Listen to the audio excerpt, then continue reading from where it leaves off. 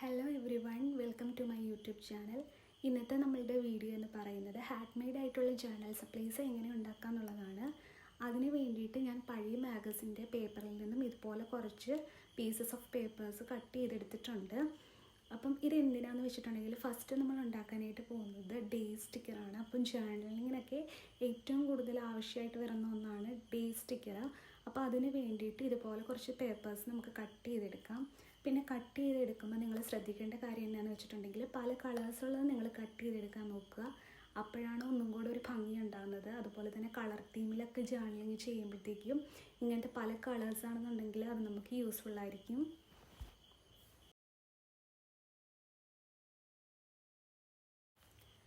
അപ്പം നിങ്ങളെല്ലാവരും ഈ വീഡിയോയിൽ കാണുന്ന പോലെ ഡേയ്സ് ഇങ്ങനെ എഴുതി കൊടുക്കുക. ഇനി നിങ്ങൾക്ക് ഡേയ്സ് അല്ല മന്ത്സാണ് എഴുതുന്നുണ്ടെങ്കിൽ അത് എഴുതാം. ജനുവരി, ഫെബ്രുവരി, മാർച്ച് അങ്ങനെയൊക്കെ ഇറങ്ങിയിട്ട് വേണമെങ്കിൽ എഴുതാം. പിന്നെ എനിക്ക് അത്യാവശ്യം സ്പേസ് ഉള്ളതുകൊണ്ട് ഞാൻ ഒരു ഇതിൽ തന്നെ 2 തവണയായിട്ട് എഴുതി. ജസ്റ്റ് നമ്മൾ യൂസ് ചെയ്യാൻ നേരത്ത് കട്ട് ചെയ്ത് 2 ആക്കിയാൽ മതിയല്ലോ. അപ്പം ഞാൻ അങ്ങനെ എഴുതി പോകുന്നുണ്ട്. ഇതിപ്പോൾ ഫസ്റ്റ് നമ്മൾ ചെയ്തെടുത്തിട്ടുള്ളത് ഡേ സ്റ്റിക്കറാണ്. ഇത് വളരെ സിമ്പിളാണ്.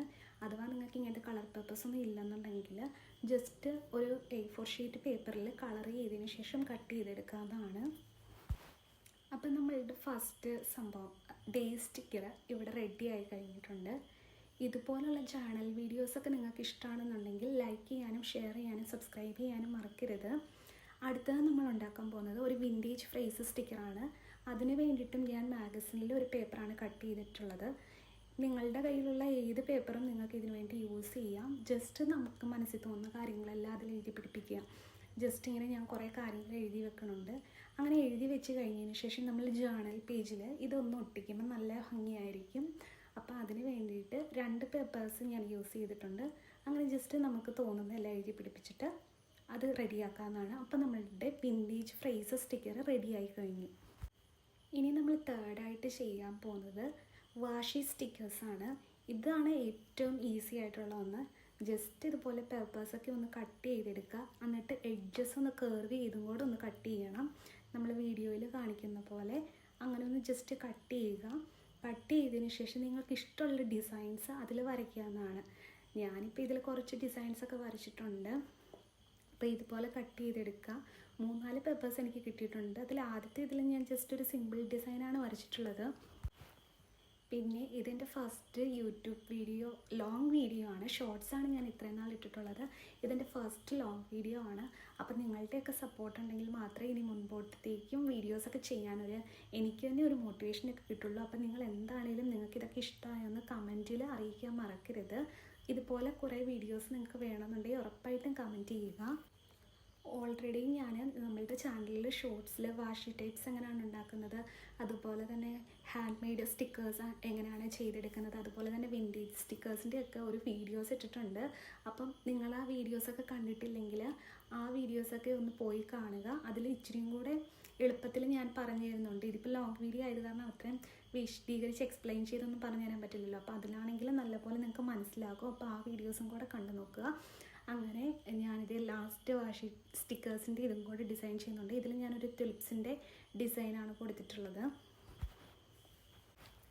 പിന്നെ എനിക്കറിയാവുന്ന കുറച്ച് ഡിസൈൻസ് മാത്രമേ ഞാൻ ഇതിൽ വരച്ചിട്ടുള്ളൂ. നിങ്ങൾക്ക് നല്ല അടിപൊളിയായിട്ട് വരയ്ക്കാനൊക്കെ അറിയാവുന്നവരാണെങ്കിൽ നിങ്ങൾക്ക് നല്ലപോലെ വരച്ചെടുക്കാവുന്നതാണ്.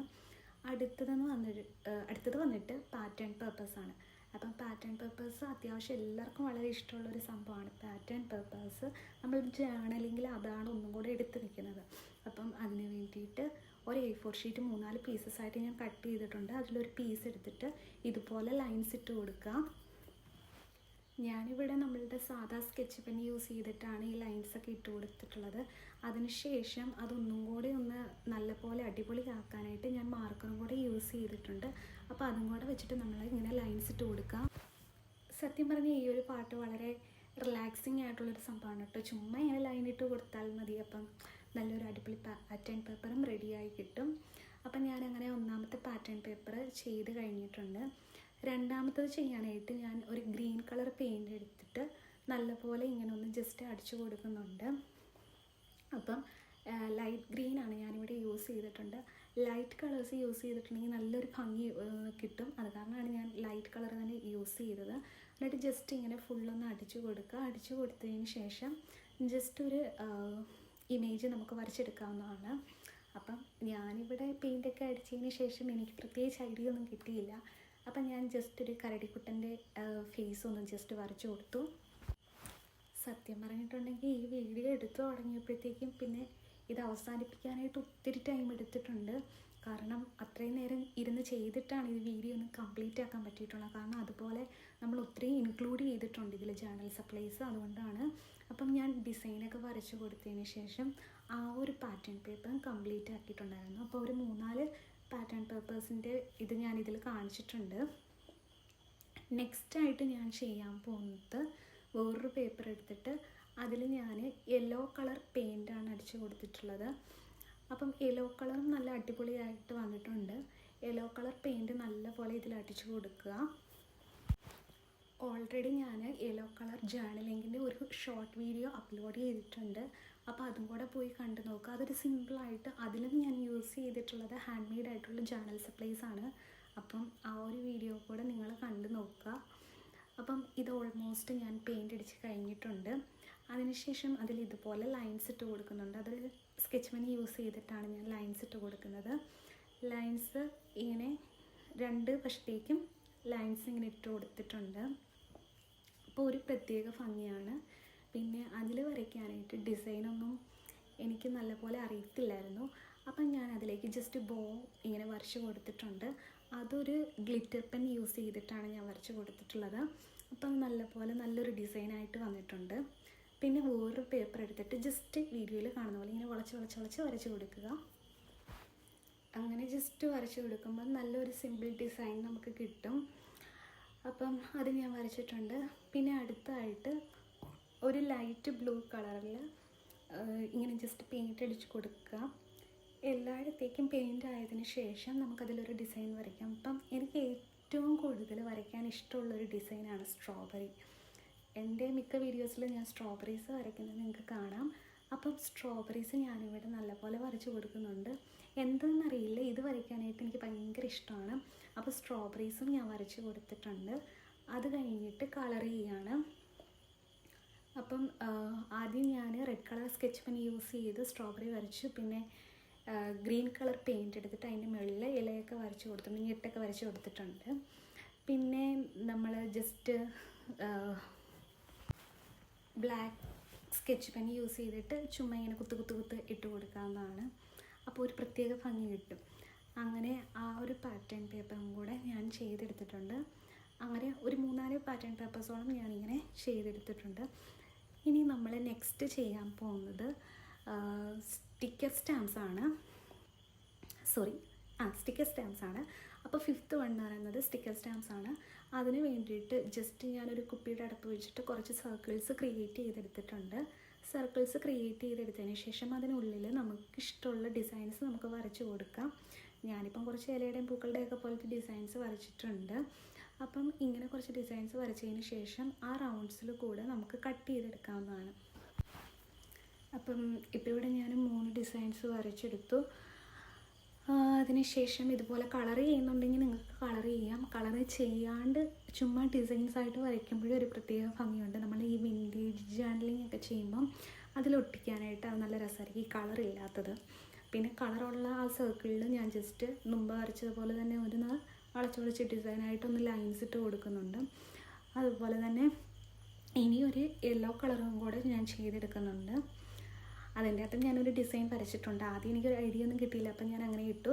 അതിന് ശേഷം പിങ്ക് സർക്കിളും വരച്ച് കഴിഞ്ഞിട്ട് അതിലും ഇതുപോലെ തന്നെ കളറൊക്കെ അടിച്ചെടുത്തിട്ടുണ്ട്. ഇനി അതിൽ ഡിസൈൻസ് നമുക്ക് വരയ്ക്കാം. അപ്പം യെല്ലോ കളറിൻ്റെ അകത്ത് ഞാൻ ജസ്റ്റ് ലവ് സിമ്പിളാണ് ഇങ്ങനെ വരച്ച് കൊടുക്കുന്നത്. അതും സ്കെച്ച് പെൻ യൂസ് ചെയ്തിട്ട് ജസ്റ്റ് ഒന്ന് വരച്ച് കൊടുക്കാം. അപ്പം നമ്മളുടെ സ്റ്റിക്കർ സ്റ്റാമ്പ്സ് ഒക്കെ ഇവിടെ റെഡിയായി കഴിഞ്ഞിട്ടുണ്ട്. ഇനി ഇതെല്ലാം ഒന്ന് ജസ്റ്റ് കട്ട് ചെയ്തെടുക്കാം. കട്ട് ചെയ്തെടുത്തതിന് ശേഷം ഇതുപോലൊരു പേപ്പറിൽ നമുക്കെല്ലാം ഒന്ന് അറേഞ്ച് ചെയ്ത് വെക്കാം. അപ്പം നമുക്ക് എടുത്ത് യൂസ് ചെയ്യാനായിട്ട് അത് എളുപ്പമായിരിക്കും. ഇനി അടുത്തത് നമ്മൾ ചെയ്യാൻ പോകുന്ന ഹാൻഡ് മെയ്ഡ് സ്റ്റിക്കേഴ്സാണ്. ഹാൻഡ് മെയ്ഡ് സ്റ്റിക്കേഴ്സ് ഒത്തിരി കുട്ടികൾക്ക് ഇഷ്ടമുള്ള ഒരു സംഭവമാണ്. അപ്പം അതിന് വേണ്ടിയിട്ട് നിങ്ങൾക്ക് ഇഷ്ടമുള്ള ഡിസൈൻസൊക്കെ ഒന്ന് ജസ്റ്റ് വരച്ച് കൊടുക്കാം. അപ്പം ഞാനിവിടെ ഈസി ആയിട്ടുള്ള കുറച്ച് ഡിസൈൻസാണ് വരച്ച് കൊടുത്തിട്ടുള്ളത്. യൂഷ്വലി സ്റ്റിക്കേഴ്സ് നമ്മൾ ചെയ്തെടുക്കുമ്പം സെല്ലോ ടേപ്പ് അതിൻ്റെ മേലിൽ കൂടെ ഒട്ടിച്ചിട്ടാണ് നമ്മൾ കട്ട് ചെയ്തെടുക്കുന്നത്. പക്ഷെ ഞാനിപ്പം അങ്ങനെയൊന്നും ചെയ്യുന്നില്ല. ജസ്റ്റ് ഇതുപോലെ ഡിസൈൻസൊക്കെ വരച്ചെടുത്ത് പെയിൻറ്റ് ചെയ്തതിന് ശേഷം കട്ട് ചെയ്തിട്ട് ഒരു ബട്ടർ പേപ്പറിലേക്ക് ഒട്ടിക്കുകയാണ് ചെയ്യുന്നത്. അപ്പം ആവശ്യമുള്ളപ്പോൾ ഞാൻ അതിൽ നിന്ന് ജസ്റ്റ് കട്ട് ചെയ്തെടുത്തിട്ട് വീണ്ടും ഗമ്മി യൂസ് ചെയ്ത് ഒട്ടിക്കും. നിങ്ങൾക്ക് സെല്ലോ ടേപ്പ് വെച്ച് ചെയ്യണമെന്നുണ്ടെങ്കിൽ അങ്ങനെയും ചെയ്യാവുന്നതാണ്. അങ്ങനെ ചെയ്തിട്ടുള്ള വീഡിയോയും ഞാൻ ഇട്ടിട്ടുണ്ട്. പിന്നെ സ്റ്റിക്കേഴ്സ് ചെയ്തെടുക്കാൻ അത്യാവശ്യം നല്ല ടൈം നമുക്ക് വേണ്ടിയതായിട്ടുണ്ട്. അതുകൊണ്ട് തന്നെ ഞാനിപ്പോൾ കുറച്ച് ഡിസൈൻസ് ഇവിടെ കാണിക്കുന്നുള്ളൂ. നിങ്ങൾക്ക് ടൈമൊക്കെ ഇഷ്ടം പോലെ ഉണ്ടെന്നുണ്ടെങ്കിൽ കൂടുതൽ ഡിസൈൻസൊക്കെ നിങ്ങൾക്ക് വരച്ചെടുക്കാവുന്നതാണ്. അപ്പം അങ്ങനെ സിമ്പിളായിട്ടുള്ള കുറച്ച് സ്റ്റിക്കേഴ്സും കൂടെ ഞാനിവിടെ ചെയ്തെടുത്തിട്ടുണ്ട്.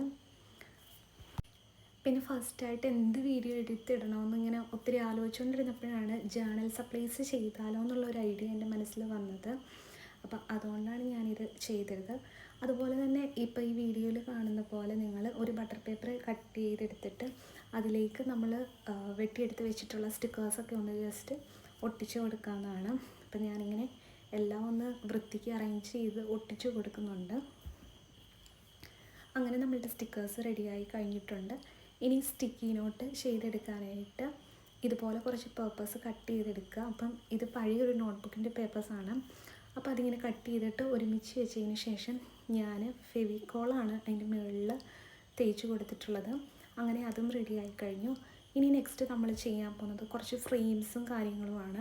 അപ്പോൾ അതിന് വേണ്ടിയിട്ട് പഴയ ബുക്സൊക്കെ കാണുമല്ലോ, അപ്പോൾ അങ്ങനത്തെ ബുക്സൊക്കെ എടുത്തതിന് ശേഷം അതിൻ്റെ അകത്ത് പേപ്പർ കീറിയിട്ട് ഇതുപോലെ ജസ്റ്റ് ഈ ഒരു ആകൃതിയിൽ വെട്ടിക്കൊടുത്തിട്ടുണ്ടെങ്കിൽ നമുക്ക് ഫ്രെയിംസ് റെഡിയായിട്ട് കിട്ടും. അപ്പോൾ വീഡിയോയിൽ കാണുന്ന പോലെ നിങ്ങൾ ജസ്റ്റ് ഒന്ന് കട്ട് ചെയ്തെടുക്കുക. അടുത്തത് ആൽഫബറ്റ്സ് കട്ടിങ് ആണ്. അപ്പോൾ ജേർണലിങ്ങിന് ഒന്നും കൂടെ ഒരു സൂപ്പർ ആക്കാനായിട്ട് ആൽഫബറ്റ്സ് ഒക്കെ യൂസ് ചെയ്തിട്ടുണ്ടെങ്കിൽ നല്ല രസമായിരിക്കും. അപ്പോൾ അതിന് വേണ്ടിയിട്ട് മാഗസിനിൽ നിന്ന് ഞാൻ കുറച്ച് വേർഡ്സൊക്കെ കട്ട് ചെയ്തിട്ട് അതിലെ ഓരോ ലെറ്റേഴ്സും ഞാൻ കട്ട് ചെയ്തെടുത്തിട്ടുണ്ട്.